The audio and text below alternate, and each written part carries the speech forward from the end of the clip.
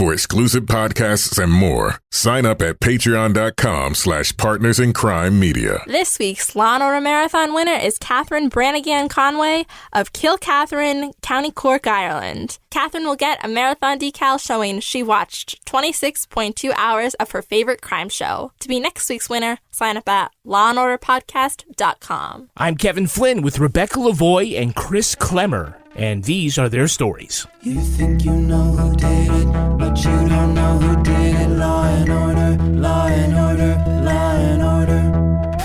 It's no ordinary police procedural, baby. It's the FNOG of police procedurals, baby. Law and order, law and order, law and order, law and order. These are their stories, these are their stories. Welcome to These Are Their Stories, the podcast about network TV's most enduring crime franchise and the real-life cases that inspired their shows. I'm Kevin Flynn. Each podcast will break down an episode from either Criminal Intent, SVU, or Original Recipe. And this week, we're looking at the mothership Law & Order, Season 10, Episode 15, Fools for Love. Cops talk to her? They think she knows more than she's telling. I'm having a hard time imagining that she was actively involved in the rape of her sister. Well, given the evidence, it's hard to imagine she wasn't at least in the room. Joining me to do that is true crime author and the host of Crime Writers On and Netflix's You Can't Make This Up podcasts, Rebecca Lavoie. Hello, Rebecca. My clients will never pay for fake molding, Kevin. Only the real stuff will do. I'm completely ignoring that non sequitur. Rounding out our panel from the Quantum Week podcast, it's Chris Klemmer. Hi, Chris. Hey, Kevin. Hey, Rebecca. How are you guys doing? We're great. Your podcast, you jump back in time to a random week and look at a hit movie, music, and other headlines from that week. Have you ever come to a fantastic quantum week of Law and Order? Or was it just a whole lot better shit going on those weeks? No, we haven't hit Law and Order yet, but I'm more of a Law and Order fan like the earlier seasons. So like anything after even around season 8 and beyond, I'm not as fond of. I'm more like the 1 through 4 or 1 through 6 are my sweet spot for Law and Order. You're Perfect. like a Moriarty file. Is that what you're saying? I am. I'm like the rare person that is. Yes, season 4 is my favorite season. How did you pick him for this episode from season 10 then, Kevin? Well, I want him to stretch. This should be a stretch. I appreciate the challenge. But Chris is going back in my Rolodex as one of those outliers. Yes, I will say though, Kevin, you picked an episode that is exactly in my original recipe sweet spot. I have very small original recipe sweet spots, and that small sweet spot is defined by Briscoe, Green, and Carmichael. So congratulations. And throw in a little Benson and Stabler. And That's basically perfect. It's like a calzone of characters. Chris, so of all the franchises, which two cops are your favorite Law & Order detective team? Favorite Law and Order detective team. I use their actors' names. I apologize. Chris Noth and Jerry Orbach. I forget Noth's character's name, but the Briscoe, that combination is my favorite. Briscoe and Logan. Yes, Logan, yes. The whole Max Greevy, even though you like season 1, he's not top of your list. No, not season 1's a drag. So maybe 2 to 4, 2 to 5 is season 1's rough going. Well, it's great because we all know that now, but we all know by now that George Zunza was a big fucking dick. That's right. He's an asshole, apparently. Yeah. Who knew? Who knew? We do now. We do now. Chris, who is your favorite prosecutorial team? Favorite Law and Order District Attorney Prosecutorial Team. Moriarty and Joe Hennessy was a college crush. I watched a lot of Law and Order late 90s, early 2000s when I was in college, and anytime it was one of those episodes. Like, oh, great. She just, had it all. Like, good-looking woman, very bright, and I was always a fan of those episodes for sure. Plus, I like the combo of the cops too, so that worked out really well for me. Season 4 is, like I said, my sweet spot. Yeah, it totally is. I have to say, Chris, I bet he watched Crossing Jordan. Somebody did. Someone had to have. I never saw it, but I've never seen it either. But I'm sure. I always like seeing the commercials when it would come on for sure. Chris, do you know that Jill Hennessy has a twin? Really? Yes. Jill Hennessy's twin actually helped sub for Jill Hennessy a couple times, right, Kevin? Yeah, when they needed a body double, they got the best body double they possibly could get. That must be an annoying existence. You know, you're always being recognized, but you don't have any of the money. It's like the worst. You have it's like the worst part of fame. No, I'm not her. I'm like the less enhanced, less fit version of my beautiful, famous, rich twin sister. Oh, that sounds awful. That's a special kind of hell. That's awful. All right, now let's take a look at the first half of this episode. Law & Order, Season 10, Episode 15, Fools for Love. Well, you can wrap a body in plastic, but you can't keep them fresh if you don't seal the top. 2 teen girls are discovered in an abandoned building. They had likely been kidnapped, restrained, and raped. One choked on her own vomit, and the other one was smothered a week later. So they were together. The way we figure, this wacko had them tied up someplace, feeding them drugs, doing whatever he wants with them. One of them dies accidentally, so he kills the other one too. After holding her a few more days. What it looks like. On a hunch, Briscoe and Green hit a pottery store where the girls made a custom photo coffee cup that definitely no one will ever pick up. They traced that to a hostel where Jane Kendrick and her exchange student friend Annika were staying. The grieving parents say her older sister Laura was with her, but now she's MIA. Fearing Laura's being held, Briscoe and Green team up with NBC contractually obligated to appear detectives Benson and Stabler to track down some rape suspects. One of them is Peter Williams, who refuses to talk. Unable to get a warrant to search his place, Briscoe phones in a phony gas leak to get the super to open up Peter's door.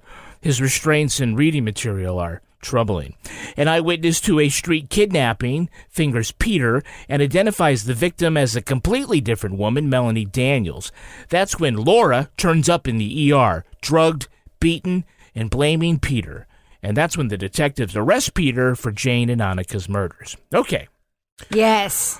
Wow, we see a dozen cops moving around, checking the body, looking for fingerprints, taking photos. They've been there for hours. And then someone says, hey, there's another body right over here. The ME says the body was dumped. Yeah, I got drag marks in the dust. 2 sets. 2? We got another body. Same age. Same ligatures. Same psycho. Because no one wanders around. Yeah. This is so bizarre. So first, just to start this, so that woman who makes the molding comment. Well, my clients aren't going to pay for fake molding. Like, I recognized her. So when the show was over, I went in some deep dive at IMDb, and I'm like, I know that woman's face. And my father worked on Broadway. He was a stagehand for Radio City Music Hall and in the 70s and 80s. And he worked on some Broadway shows, including a show called Me and My Girl. And it was the late 80s, and I used to go to work with them all the time. And it ends up she was in the cast. Like, I knew that woman, like when I was a little boy. And I hadn't seen her in like 30 years. I was like melting down last night at like 2 a.m. after I watched it. I'm like, holy shit, I know that person. I was freaking out. My dog thought I was crazy. She yelled at me once. No, she was very nice. Everyone who was there was very nice. So I have nothing but kind things to say about the cast of Me and My Girl. So I'm sure this woman was very pleasant. Go ahead now and make fun of my comment about my clients will only pay for authentic molding, Kevin. This woman ended up being very important to Chris and this entire podcast, right? Iconic line. It was a great job, Rebecca. Couldn't have set that up better. Yes. However, yes, Kevin, it is a little weird that there are 700 cops. By the way, there are a lot of cops in this episode. Yeah. For very brief moments of time. We're like going to call on the whole squad and then do nothing with them. It happens over and over again. Take a flyer. And that opening scene is one of them when it takes them quite a while to find a whole second body.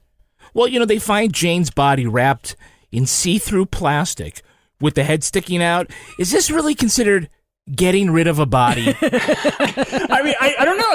Like the construction guy picks up it's like 130 pounds or 110 pound, and he's like, oh no, there's a body in here. Like, what did he think it was? It's very strange. He slid her across the floor like they were curling. Very strong man. Hey, if there's one thing that's more tragic than coming to New York and being murdered, it's getting a photo coffee mug of you in front of Lincoln Center. They would decide to give me a gift, buy it in a store. Some of the stuff is pretty good. Yeah, for a 6-year-old. Lenny, Lincoln Center. They look like tourists, don't they? Look too young to be by themselves. We just need to talk about the fact. I mean, Lincoln Center, really? Listen. Of all the fucking places? Listen, you go to a paint-your-own pottery place. There's nothing you want more than a photograph mug. Isn't it a paint-your-own pottery place? What are they doing with photographs on mugs? Did anybody pick up what the name of the store was? What was it? It was, I think it was like, it's Mud in Your Eye, or Our Name's Mud, or something like that. Lenny couldn't have been ruder, though. Like, this is a shop, like, he's insulting this, like, the shop and, like, what the shop does. Like, there's there's all customers in there. You don't need to trash what they're doing while you're looking at the stuff. Exactly. No, but if you've ever been in, he's absolutely correct. All the stuff does look like it was made by a 6-year-old. No. Nobody buys 2 of those, because nothing's ever going to match. I had flashbacks from that scene of all the times, Kevin, you and I are married. We have kids, not together, but separately. You have stepkids, I have stepkids, we have kids. And we had them bond at... How many horrible, horrible afternoons did we spend at the paint-your-own pottery place when they were little and we're like, Jesus Christ, let's just get through this goddamn rainy afternoon. Yeah, but we still have... the salt shakers we do. and the butter container. We do. We use the shit. We do. Yeah. Do you think that her parents kept that mug? I probably not.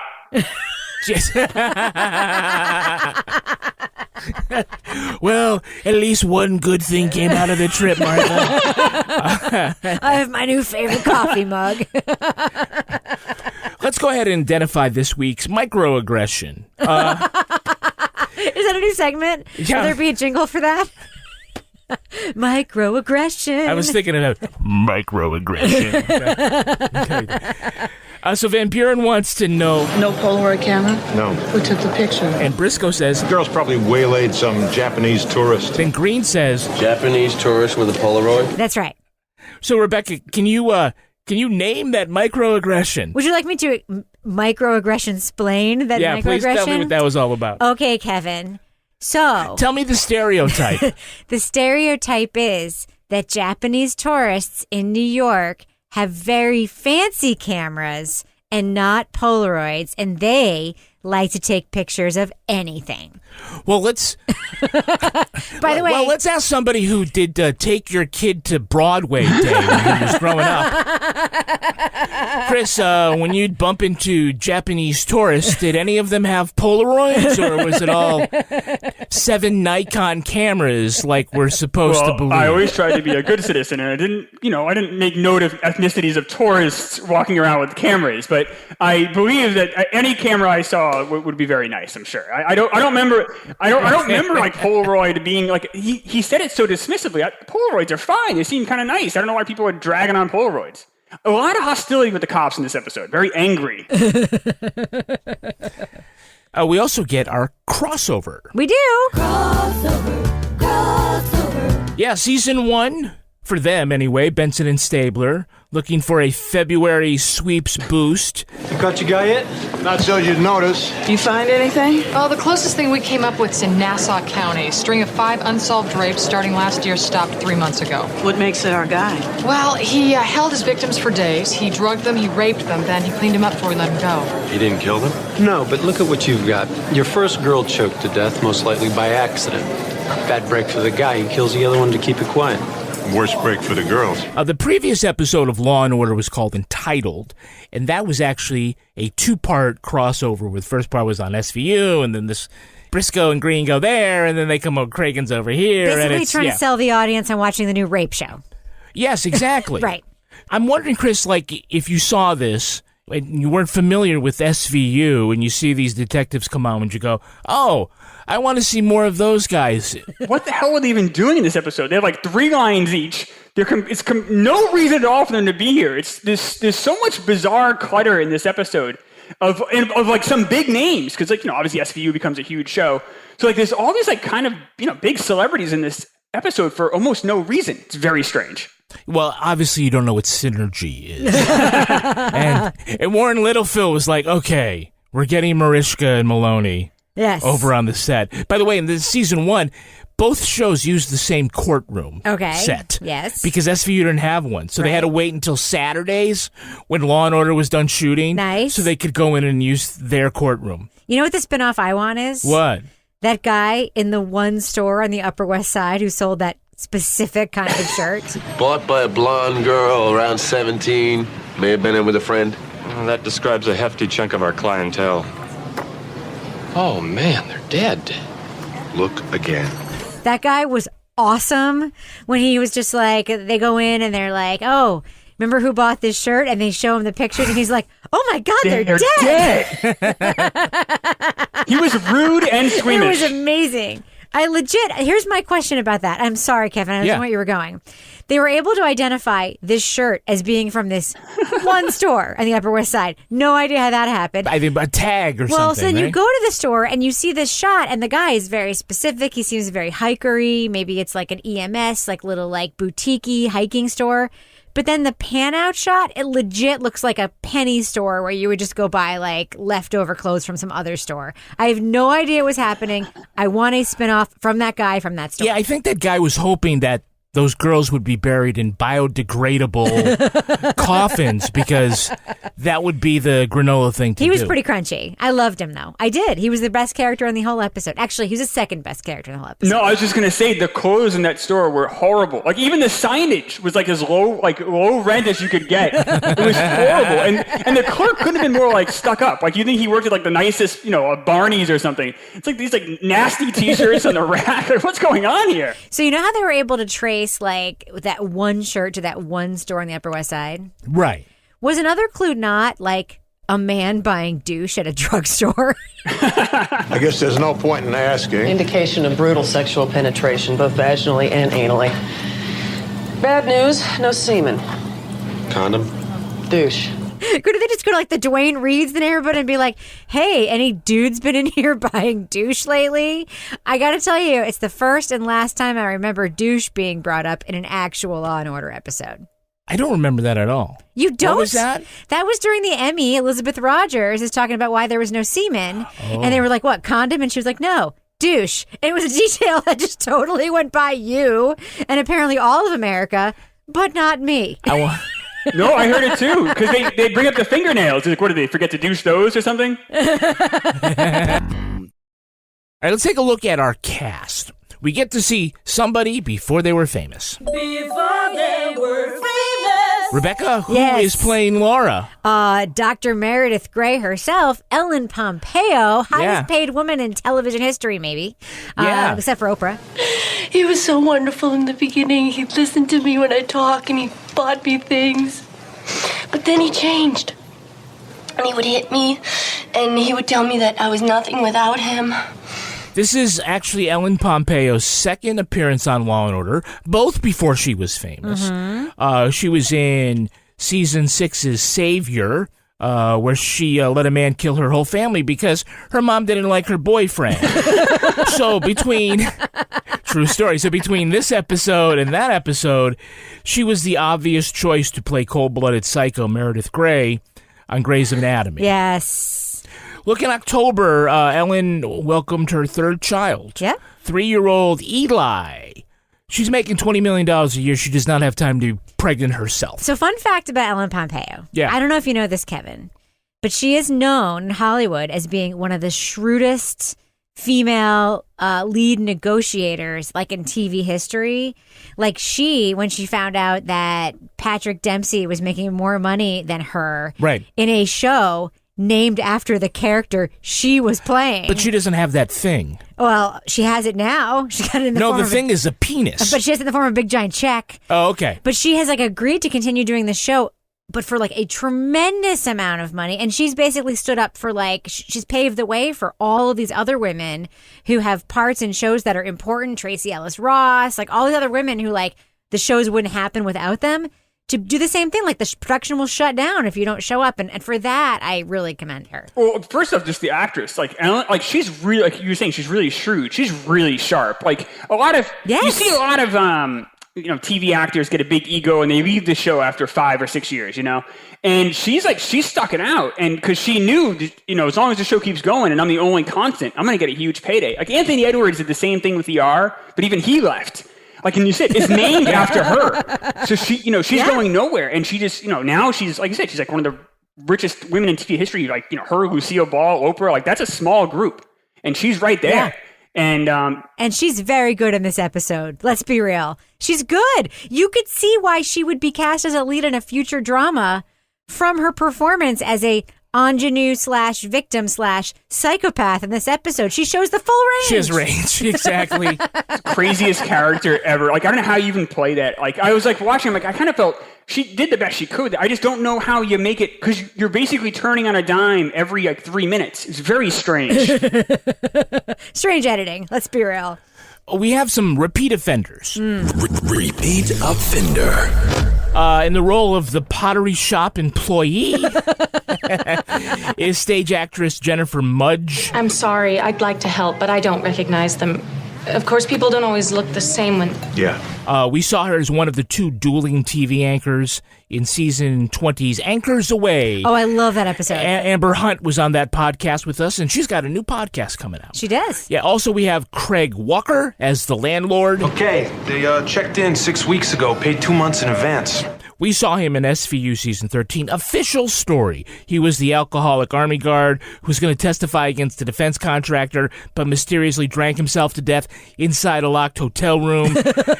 And Patrick Hines was on that podcast, and he's got a new podcast coming out with Amber Hunt, so I guess that's all the free plugs we have to get. That's right. In for all those folks. That's right. But let's get to our Hey, It's That Guy. Hey, it's that guy. Can anyone tell me the name of the actor playing Laura's attorney?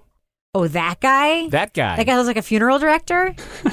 I don't know who that guy is. Chris, do you know who he is? I don't. I saw his name yesterday, but I already forgot it. Laura Kendrick was traumatized by a man she loved and trusted.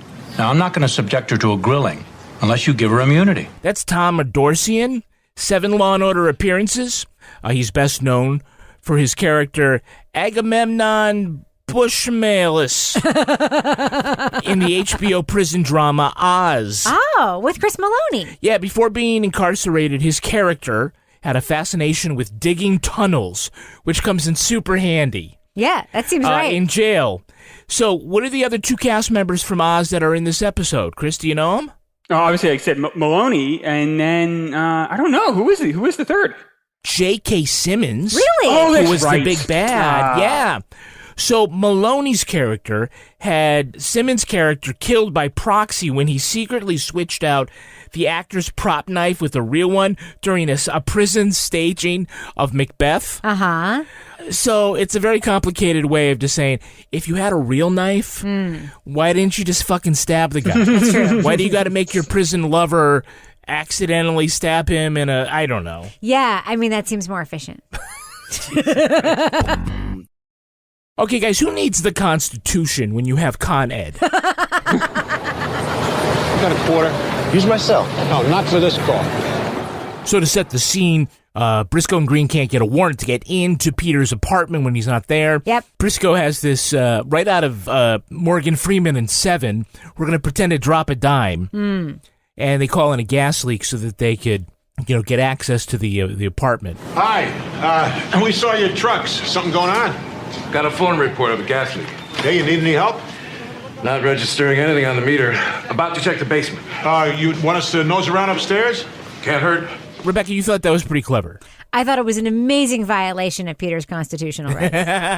Honestly, it was so funny because it was like there was a whole setup where Green was going to make the phone call on my cell phone. He's like, I can't make this call on your cell phone. And I was like, oh shit, Briscoe is violating Peter's constitutional rights left and right.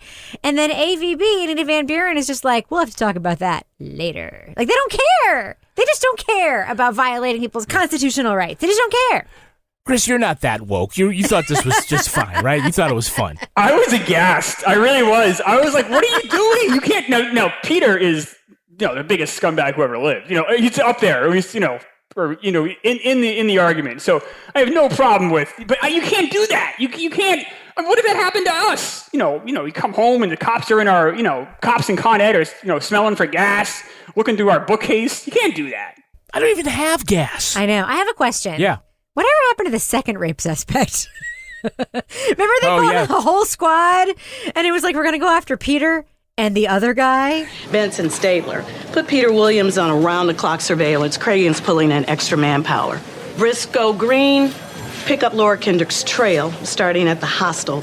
If you get anything that points to the whereabouts of Laura Kendrick, get a search warrant fast. Abby Carmichael standing by. Her pager number's on your handouts. That Munch was all on. What happened to the other guy? We obviously didn't need the other guy. Yeah, that's true. But they don't even talk about the other guy. This was a complicated enough plot. That's true. For this episode. Blue Honda, Peter. I have to tell you, horrible confession.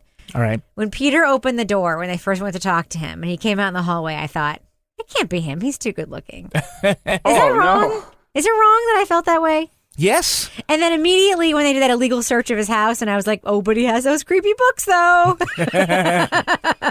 It makes me wonder, though, were they her books? Oh, yeah. In the end. Spoiler alert. They went to the library. By the way, did anyone understand why, if they were really in on it together, why Laura was drugged and beaten up by Peter before? They never explained that.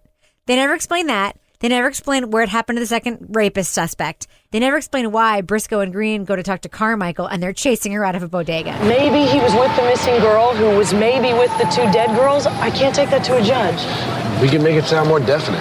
You have to make it be more definite, Ed. Don't you have anything more? How do they know she was there? How do they know she was there when they went to go ask her for a warrant? There are a lot of things in this episode that are not explained. Oh, Chris knows that the Euros on that corner are the best in the city. His dad she took would walk. him there. Yeah. She would go uptown. Upper West Side. Yeah, that's where you go. Or 49th. It was something at 49th Street, too. It's like right in the middle of it. Was very strange. I agree. There's many question marks. Remember how they go and talk to Laura in the hospital? And the nurse is like, she's doped up. She might be weird. Yeah. Where was he holding you, do you know? At a little apartment. On West 49th Street? Yes. Had she just been to the dentist before they talked to her? Because her brand of doped up, it seemed very wisdom teeth surgery. Did it not? Do you get to pick your poison when they bring you in the ER? All right, let's take a look at the second half of this episode. Melanie Daniels is still missing. Laura says that her new boyfriend, Peter, was manipulative, and she's fuzzy on the details about her sister's murder. Carmichael tells McCoy they have a problem with their key witness. Lab says the flesh found under her fingernails was from a woman. Are they sure? Yes. The hospital said Laura Kendrick had scratches on her inner thigh. So deep they were still visible 2 to 3 weeks later, and her blood type matches the fingernail scrapings. O negative. A lot of people are O negative. Does the DNA match? The results aren't in, but who else could it be? Laura's asking for immunity, and although she has some kind of involvement in Jane's fate, McCoy makes the deal to prosecute Peter Williams. Laura walks them through what happened. She offered her younger sister and her friend to Peter because he likes virgins. The GHB she gave Jane made her choke on her vomit, and she died. She claims that Peter smothered Annika after a week of raping her. He disposed of the bodies. But cold-blooded Laura is more concerned about her missing jewelry than her dead sister. Polaroids found later show Laura was an enthusiastic participant in the restraint and rape of Jane, Annika, Melanie Daniels, and 2 other girls. That's when Melanie surfaces to say that she had a consensual threesome, Peter was asking about getting more girls for even rougher sex, and Laura was an equal partner. At trial, Laura testifies that Peter was the killer. On the stand, Peter says no, Laura was behind all this, but the jury convicts him anyway. Now, they're stuck with their immunity deal with Laura. At her allocution, McCoy tricks her into providing way too much detail about the crimes. The judge is disgusted and rejects the immunity deal, allowing the state to charge her in full. To avoid the death penalty, she confesses and leads them to the bodies of the 2 missing girls. Okay, Rebecca, this is great because we get to see Skoda.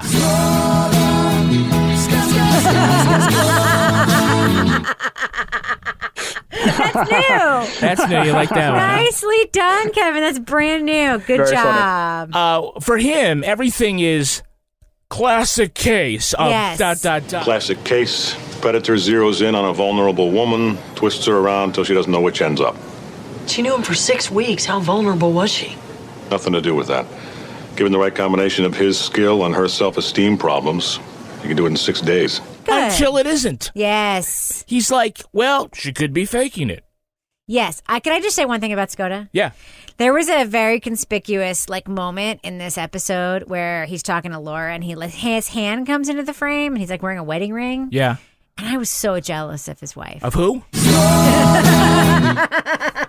His wife. I was very jealous. I find him extremely attractive. He's firmly in my type sphere. Yeah, why don't you watch him as the Aryan leader in Oz? I've never seen seen Oz. a cold shower. Never seen it.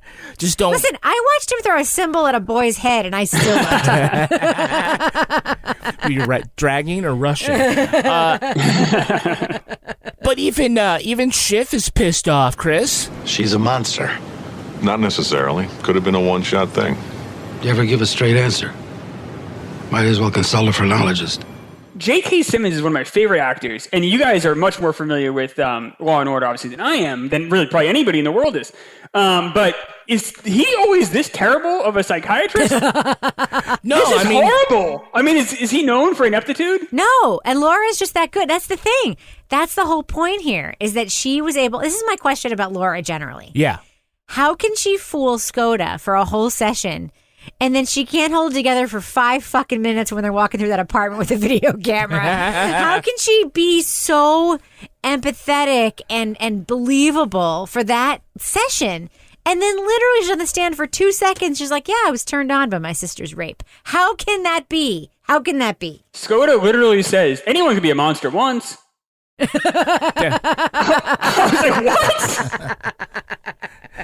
B.D. Wong, yes, on SVU would have walked in and said, his shoes are untied. Pyromaniac. Yes. But now everything that Skoda is like, well, I don't know.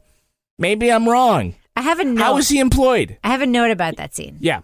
Pompeo's eyebrows are amazing. Maybe that was what he was entranced by. Her incredible eyebrows. I mean, I took the time to write it down. Maybe that's all he could say. Hey, that's great. Thanks, Kevin. Thanks. Well, there's another difference between Law and Order and SVU. What's that? The way they handle things. So they're like, skin under the victim's fingernails? All we know is that it's a woman. That's right. On SVU, Ice-T would walk in. He's like, 1 minute ago we found out DNA was a match. That's right. Even though it was only 4 minutes ago that we submitted the DNA. Exactly. We know it's a sister. We knew what she was wearing, what she had for dinner the night before, all from that DNA. That's right. They were even able to trace traveler's checks in this episode. Chris, that's the Law and Order way. Chris, wasn't it kind of quaint that they were like, the blood type? Yeah, I mean, it was definitely, obviously, 2000 or 1999 was showing a bit here in a couple of different areas. But they, like you said, they were able to trace they traced down what they had for dessert based on that DNA. So it was very impressive DNA. So I guess in the end, it all works out. Well, Laura does demonstrate some serious sang-froid. What? Sang-froid. What is that?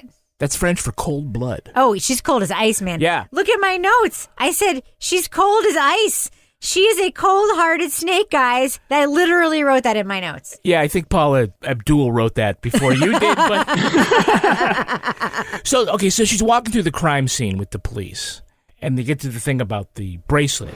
Were you guys here when the police searched this place? Yeah, why? Peter gave me this really pretty pair of garnet earrings. They match this bracelet. I think I left them here. Did you guys find them? I'd really like to get those back. Rebecca, a matching bracelet is nothing to sneeze at, is it? No, but you know what is something to sneeze at? What? 2 clearly different line reads used in the scene we saw and then the replay of the scene we saw later. You're right. It was so different. So here's the whole thing. We watch these streaming, right? So there's no commercial break. So we see Ellen Pompeo in the original scene where she talks about the bracelet. Peter gave me this really pretty pair. Then we see her in the replay of the scene in the police station when they watch the video that they took of her saying the same thing. Were you guys here when the police searched this place? Peter gave me this really pretty pair of garnet earrings. They match this bracelet. Did you guys find them? I think I left them here. Did you guys find them? I'd really like to get those back. It is so obviously 2 different line reads. She says it differently. Her hands move differently. Her face looks different. But yeah, a matching set of jewelry is nothing to sneeze at. Chris, I have a theory. And you've been around the entertainment industry, so maybe you can back me up on this because this is real. We see her in the room, and there is an actor there holding a video camera. And at one point, the camera's gaze goes past the view screen of like this handheld camera while she's saying it. Now, the second time we see it, it's supposed to be, the videotape version that we're seeing on the television in the office. Chris, my theory is that a union guy has to take that shot, and they can't have video from an actor on the set being used in that place. What do you think? I think you're probably 100% right. 100%? 100%. B, though, Rebecca's 100% right. That line reading was terrible. It reminded me of Pulp Fiction. Remember Amanda Plummer in Pulp Fiction? She, it opens with her and Tim Roth in the diner, and then at the end of the movie, obviously, goes there again. And she's not even saying the same thing. It's like completely different line readings. Like, what the hell is going on here? So, they make this mistake with the immunity deal plea bargain thing, right? She's only going to get 3 to 6. And McCoy is going to let Laura torpedo her own deal by getting her to let the judge know exactly what kind of sexual psycho she is. And when you watched Mr. Williams brutally rape and brutally sodomize your little sister, did you feel excited? Yes. And were you excited when you helped him dispose of Janie's body and Ms. Ullman, and you both raped the other girls? He said he would marry me. He would buy me a 2-carat ring from Tiffany's, and he would love me and take care of me for the rest of my life. That's it. Counsel, step up. So judges really love to hear how you got turned on while someone was raping your sister. Yeah. Okay. I know that you want me to respond to that, but I have another question. Oh, okay. Are you the host now? No, but when they're making the deal, yeah, don't they say if it turns out she's lying, there's no deal, or if the facts don't prove what she says, there's no deal? And in multiple times they make this deal with her, and the deal is he abused me and he murdered these people and made me do it. But then all this other stuff happens. They now have photographic evidence of her smiling with the victims. They have all the victims. Her in the video talking about her matching jewelry. They have her on the stand being a psychopath. Don't all of those things nullify the original deal they made where they said the evidence has to support what she says at this moment? I'm sorry, am I the only person who thinks this is completely crazy? Chris, you went to law school. What do you think? I did not go to law school. You didn't? Not even close. Oh, okay. I will say, though, I was second guessing my career choices because McCoy is McCoy just bad at his job? The whole time I was screaming, what are you doing? This is a terrible deal. What is happening? I have real questions about Sam Waterston's not acting ability, but lawyerly ability. I have some McCoy questions here. Do you guys run into this a lot? Do you guys have? Yes. Is he inept? Yes. All well, right. no, he's not inept. He just sometimes skirts civil rights, but in this case, it's almost like he didn't even remember what he had said. Maybe he was distracted by how giant the eyes of the defense attorney were. Just saying. Sleepy Jack McCoy. He's lost his step. Yeah, he has to get, you have to have the setup so that later on he can go all McCoy 12.0. Yeah, in the allocution here. Yeah. So after Laura basically puts her foot in her mouth and the judge throws away the deal, they threaten Laura by saying they're going to get Peter to testify against her now.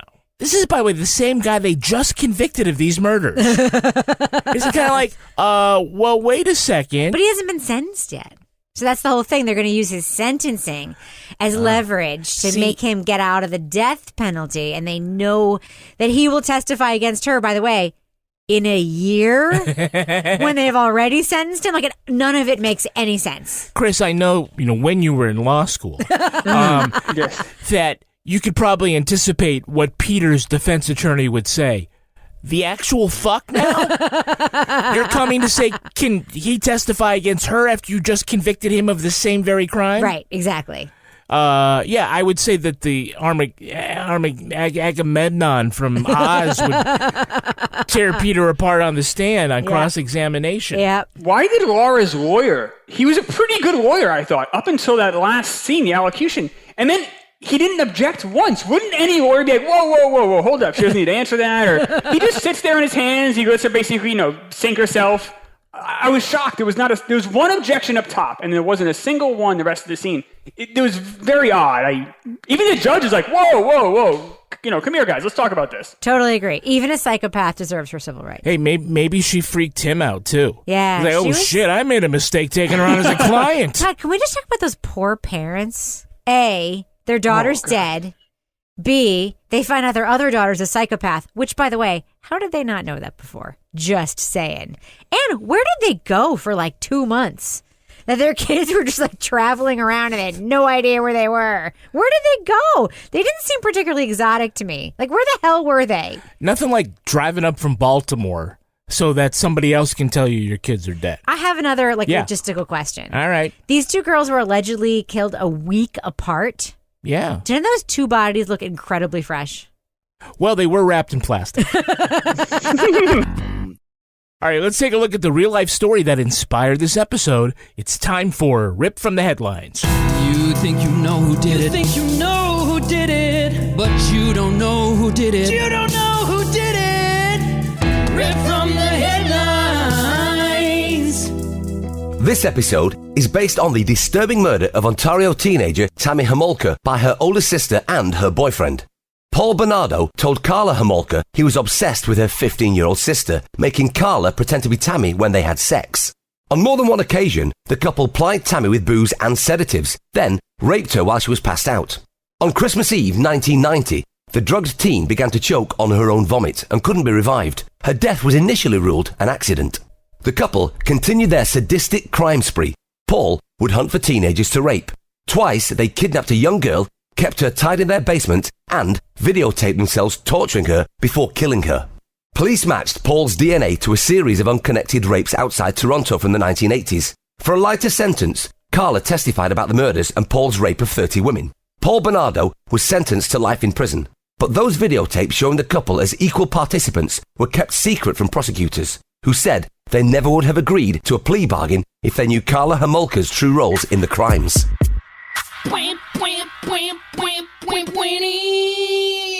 So, if that sounds familiar, it's because it is the same rip from the headlines from the SVU episode Damaged. Yeah, so you didn't have to pay Cy to read that again. I ripped off... And by the way, the last time I ripped off Cy by doing a rerun, it was also the last Ellen Pompeo episode where it was the John List story. Can we just, for a second... Yeah. Feel bad for Cy Frater that he had to read that thing that you sent to him about this horrible... I didn't want to have to put him through it a second time. Can you imagine, I know this is meta. Poor Cy Frater is the guy that we hired to read our Rip from the Headlines real news story write-ups for this stupid podcast. Yeah. He's just a nice British guy living in his nice British house with probably a recording studio in his basement who gets paid to read people's stuff. He probably does documentary voiceovers. He's actually a radio DJ in Portugal on an English language station. He probably does commercials. He probably does all sorts of voiceover work, right? And then every so often from us, he gets this depraved piece of copy and he has to be Homolka then raped 30 women, and he has to say it all enthused. This episode is inspired by the true case of the octopus rapist. Poor Cy Can I say poor Chris for a second? So I was all excited because oh good, it's not an SVU. I don't like the SVU. I don't like all that all the rape stuff. It kind of just bums me out. It's kind of depressing. By the end of this episode, this whole family's ripped apart. We have a sister. Sleeping, having sex with another sister. I'm what the fuck? Are you kidding me? This is the episode I get. Turned on. But at the end of it, I want to take a shower before I went to bed. I'm that was horrible. Chris, you should know a horrible story. That these are fake detectives investigating fake crimes against fake victims. But we are real podcasters. And we have actually victimized you for this episode. We're so sorry. Don't me. Yeah. I had nightmares. So since the last time we talked about this in the Rip from the Headlines section, Karla Homolka came up in the news again in the documentary Don't Fuck with Cats. Yeah, I remember. Do you remember? I do. So you'll remember that Luca Magnotta, yep. Who was the male model turned cat killer turned real killer. In the beginning of the series, he went to the Canadian press to deny rumors that he was dating the infamous Homolka, even though he wasn't, and he was the one who started the rumors. Yeah, and he was probably gay, right? Yeah. So he probably was not dating her. But later, when he was mailing body parts of his victim to the Canadian Prime Minister, yeah, the return address on one of the packages was Logan Valentini. That's formerly Laura Homolka. That's Tammy and Karla's other sister. Mm-hmm. Why do you think he was so obsessed with this case, with her case? Because it was bananas, and he wanted to be famous. Just like, by the way, we should say the Homolka case in Canada is like the Manson case in America. It is a huge thing. Like every Canadian knows about the Homolka case. At least every Canadian I've ever met knows about it. Every time we've done a thing about that relates to the Homolka case, all of our Canadian fans are like, yeah, that's like the biggest thing that's ever happened here. It's huge there. So I think that dude, the don't fuck with cats dude, just wanted to be famous. He was a star fucker. Yeah, and he wanted to like have his thing be as infamous or famous as the Homolka case. Chris, did you see Don't Fuck with Cats?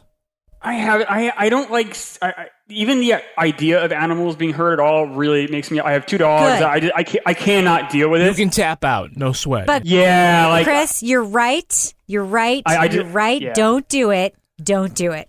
All right, I won't. I even seen the title, and I'm not a big cat guy, but I've had cat. I would. The idea of even seeing a cat, like even a whisker get hurt, like that's. I'm too squeaky. I can't do it. Chris, by the way, sidebar. We also have 2 dogs, and we also are ambivalent about cats, but don't enjoy cruelty against them. We have so much in common. We are all the same. Taking a very brave political stand. No, I'm not in favor of putting cats in vacuum seal bags and then posting videos on We have the a lot in common. Yeah.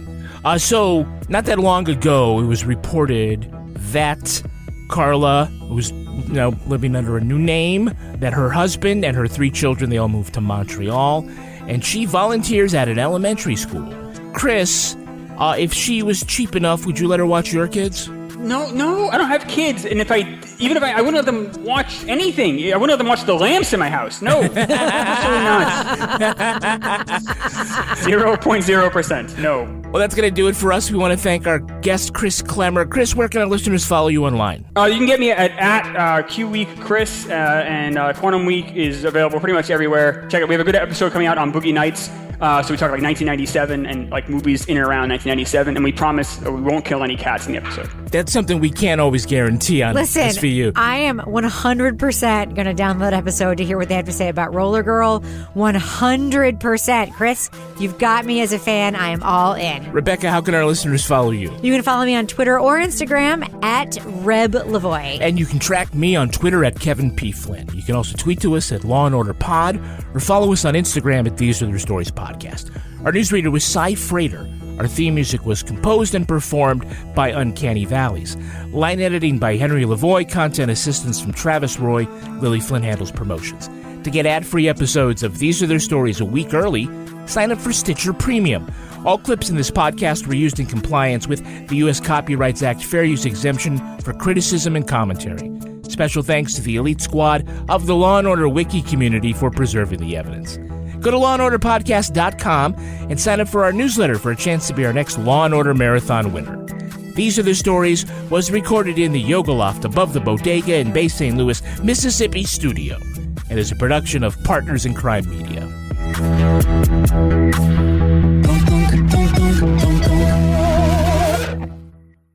Partners in Crime Media.